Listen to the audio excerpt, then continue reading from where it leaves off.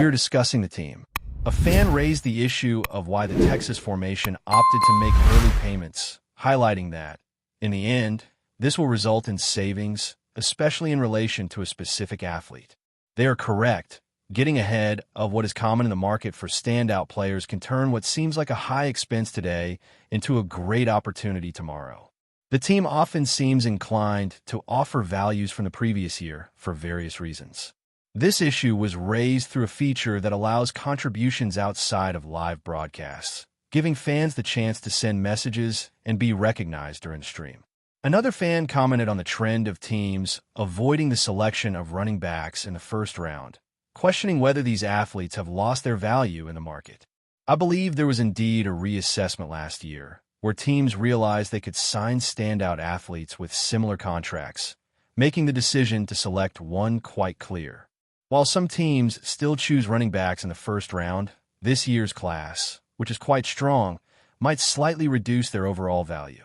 However, it is certain that some talented athlete will be selected and will not go unnoticed. It's likely that a promising player will be chosen in the final positions of the first round. I cannot say for sure whether other names will make it to the first, but I am confident they have a chance of being among the top 50. The quality level is high enough to overcome any hesitation about positional value that skeptical fans might have. A new request was made to add another player to the offensive line and a defender. I believe they are reasonably comfortable with the offensive line, except perhaps for selecting someone on the third day. The 5 starters are already set, and they seem satisfied with the standout athletes, along with the recent acquisition of a new name. Apparently, they should do well in this position, but they definitely need to incorporate another player who is effective at stopping runs on the defensive line. I'm concerned because for a team that relies so much on the offensive side, in addition to a pick at the end of the draft, the team already has its 5 starting players secured. They rely on Brock Hoffman and are optimistic about Awesome Richards. The signing of Robert Jones suggests they feel secure in this position. However, when it comes to defensive tackles, there's an urgent need for a new player who can stop runs. This creates concerns, especially for a team that prioritizes running the ball and stopping the opponent's running plays. The only move made so far was the addition of Robert Jones, which does not satisfactorily address the situation. Currently, the defensive tackles are not recognized for their effectiveness in stopping runs, which is concerning.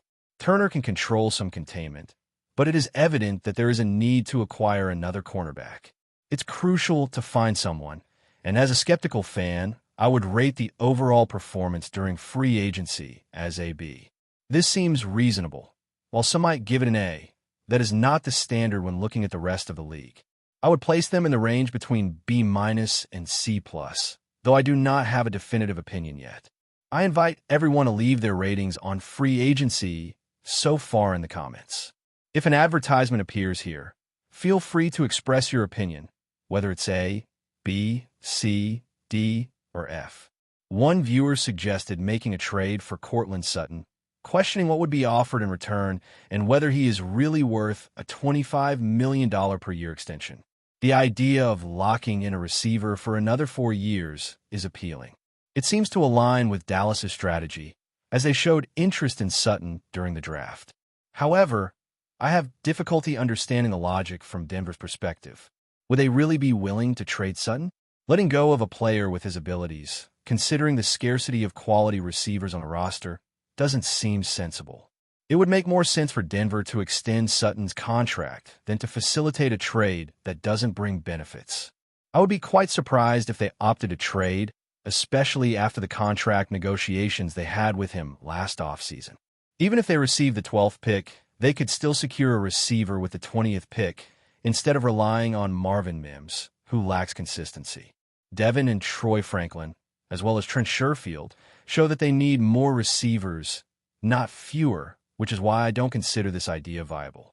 There's a chance that a team might want to drop down the draft board, especially given DC's situation. Except for the possibility of Pittsburgh getting desperate for a quarterback and jumping up to the 12th spot, which raises doubts, as I'm not sure who would actually be willing to negotiate. I can't identify an obvious candidate that would want to move up. Would a team like Arizona or Atlanta have a defender they really like that would motivate them to move up a few positions. Sean Payton's proximity in this situation will be noticeable if he decides to negotiate. If Gent is available at 12th overall, would the Chargers or even Denver or Pittsburgh think they need him? That's a possibility. I don't see Green Bay as being too far off. If there's a receiver or cornerback they really like, they might choose to move up. However, if there's a receiver or cornerback they adore, shouldn't other teams have the same feeling? That's why I believe this situation is a bit uncertain. The chances of Tyler. The leading platform in the sports betting sector with real money wagers has over 10 million users and has already distributed billions of dollars in prizes. It has made daily fantasy sports accessible to everyone, allowing you to choose more or less on at least 2 athletes, offering the chance to win up to 1,000 times the amount invested. Participation is feasible year-round, especially with March approaching, bringing the college basketball season. There are also options available for football and baseball throughout the months. A friend is making good bets related to pitchers, making an audacious choice by betting on a home run from a Boston athlete. It's suggested to download the app and use a code to secure a bonus after setting up an initial lineup. Impressive players have already caught attention for this year's draft, including a running back from Clemson and a wide receiver from SMU. Also on the list is an offensive lineman from Florida and an SMU player who stands out as a medium-sized defensive end. A linebacker could surprise, though third-day evaluations haven't been thoroughly explored. There are many players who could be considered sleepers, in addition to others who are in the spotlight. One player who appears at night has been labeled a sleeper, and the evaluations about his potential are optimistic, despite some points still needing improvement.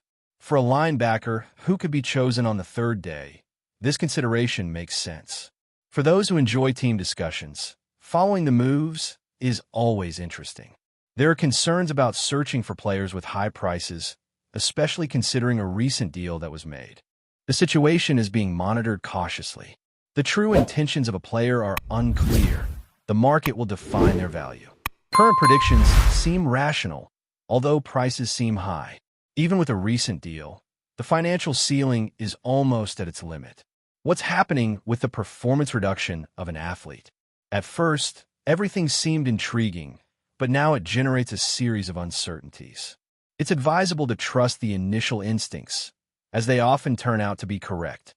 A player might not be the brightest, but they possess qualities that catch attention. They might not fit every team, but they are considered one of the best in their class. The performance reduction of another athlete is confusing, and concerns about devaluation are valid only in relation to character or health issues. In this case, it seems more related to fatigue. The perspective on this class of receivers is more optimistic than what's seen in the league, focusing on consistent players. Sometimes, the league complicates things unnecessarily. Well-known names emerge amid these discussions. It's challenging to say whether the team has already finished their moves in free agency. It wouldn't be surprising if they opted for a more conservative approach. They might wait until after the draft to make additional decisions. However, the major moves should largely be completed by the end of the draft. Additionally, the team is facing roster space restrictions, keeping a considerable number of players under contract relative to the total allowed. The current number of athletes is high, and with the expectation of new picks in the draft, this total might increase significantly. Some cuts might occur, but it's unlikely there will be many additional moves in free agency. So, the question arises, how many more players should be signed? Currently, the Football League has 74 players, which represents the second largest amount so far. They will have 10 picks available in the draft, totaling 84 of the 90. Some cuts are likely, but it's unlikely there will be many free agency moves. When it comes to predictions, how many free agents do you think the team will sign before the draft? In my view, the possibility of signing no players is quite realistic. I'd like to hear your opinions in the comments on today's topic. Regarding the selection of an athlete at the 12th spot, I consider that pick excessive. I value the player because he is undeniably the second best running back in this class. But I believe there will be a player ranked higher on my list in a more influential position or a player with a similar ranking in another equally significant position. Personally, I'm considering a different approach, as I'll be able to secure a good running back later. While it won't match the quality of the mentioned player, I'll still get a competent football player. But before we continue, don't forget to subscribe to our channel and give this video a like. Your support helps us keep bringing you the latest updates on the Dallas Cowboys. Feel free to share your thoughts on the news in the comments as well. The Dallas Cowboys are reportedly setting their sights on a game-changing acquisition this offseason. Myles Garrett, the Cleveland Browns standout defensive end and the 2023 NFL Defensive Player of the Year. What makes this potential move so intriguing? Garrett's record-breaking impact on the field, his ability to disrupt offenses, and his impressive career trajectory make him one of the most coveted players in the league. For the Cowboys, adding a talent of Garrett's caliber could be the spark their defense needs to push deeper into the postseason. Garrett's resume speaks for itself. With 6 Pro Bowl selections, 4 first-team All-Pro honors, and the coveted title of Defensive Player of the Year, he has consistently dominated at the highest level. His 2023 season was a masterclass in defensive prowess, with Garrett finishing the regular season with 14 sacks and earning recognition as the NFL's top defensive player. It wasn't just about sacks. Garrett's ability to force fumbles, block field goals, and make game-changing plays has made him one of the most disruptive forces on the field.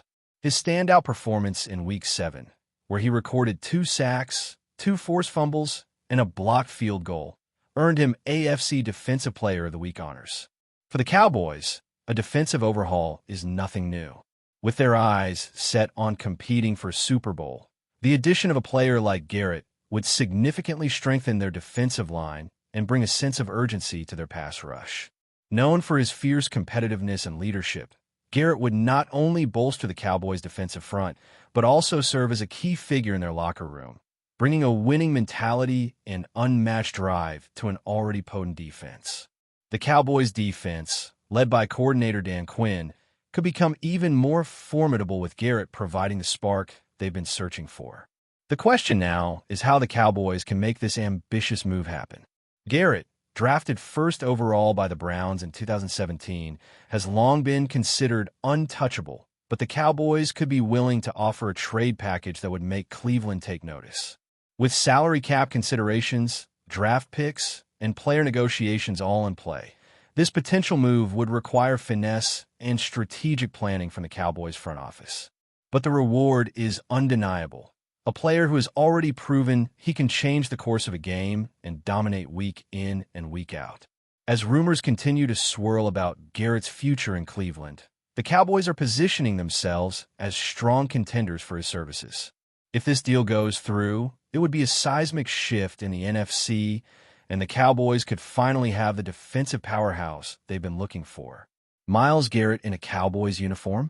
It's a thought that could electrify their fan base and send shockwaves throughout the NFL. Only time will tell if Jerry Jones and company can pull off this blockbuster move, but one thing is for certain. This offseason just got a whole lot more interesting. That's it for this update.